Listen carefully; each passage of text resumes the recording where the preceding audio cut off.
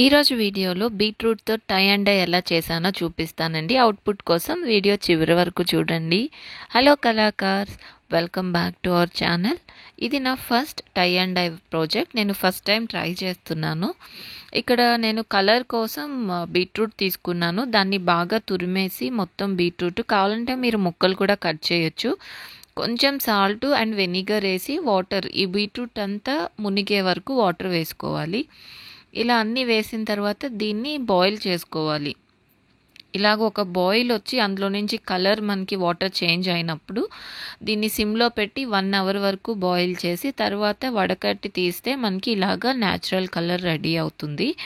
Next వచ్చి మనం తీసుకునే ఫ్యాబ్రిక్ని ఫస్ట్గా ముందు ప్రిపేర్ చేయాలి. డై చేసే ముందు వాటర్లో కొంచెం సాల్ట్ అండ్ వెనిగర్ వేసి అందులో ఫ్యాబ్రిక్ ముంచి బాగా ఒక్కసారి వాష్ చేసి దీన్ని మొత్తం వాటర్ అంతా పిండేయాలన్నమాట.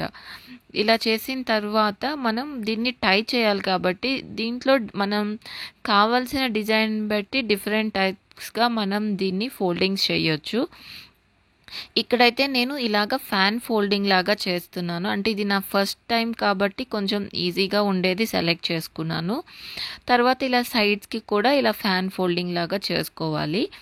దీన్ని మనం దారంతో కట్టాలండి. నాకు అప్పుడు దారం కనిపించలేదని చెప్పి నేను ఇలాగ వైర్ థ్రెడ్తో కట్టాను. ఇలా చూపించినట్టుగా దారంతో కట్టి ఇప్పుడు దీన్ని మనం ప్రిపేర్ చేసుకున్న కలర్తో డై చేస్తామన్నమాట. సో ఇది న్యాచురల్గా మనం బీట్రూట్తో రెడ్ కలర్, ఇది మనకి క్లాత్కి వెళ్ళేసరికి మనకి పింక్ షేడ్లో వస్తుంది అనమాట.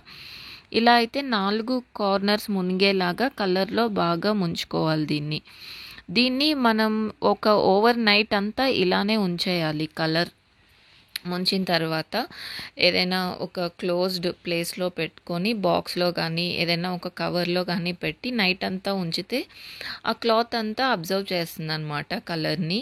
సో ఇలాగా నేనైతే కలర్ అయిపోయిన తర్వాత దీన్ని ఒక బాక్స్లో ఒక నైట్ అంతా ఉంచాను. నెక్స్ట్ డే మార్నింగ్ ఈ థ్రెడ్స్ అన్నీ మనం కట్ చేసి దీన్ని పూర్తిగా డ్రై చేయాలి. అంటే పూర్తిగా ఆరిపోవాలి. ఆరిన తర్వాత కొంచెం సాల్ట్ అండ్ డిటర్జెంట్ వేసి వాష్ చేసుకోవాలి.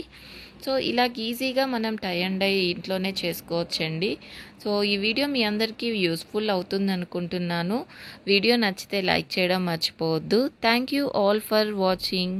Like, share and subscribe.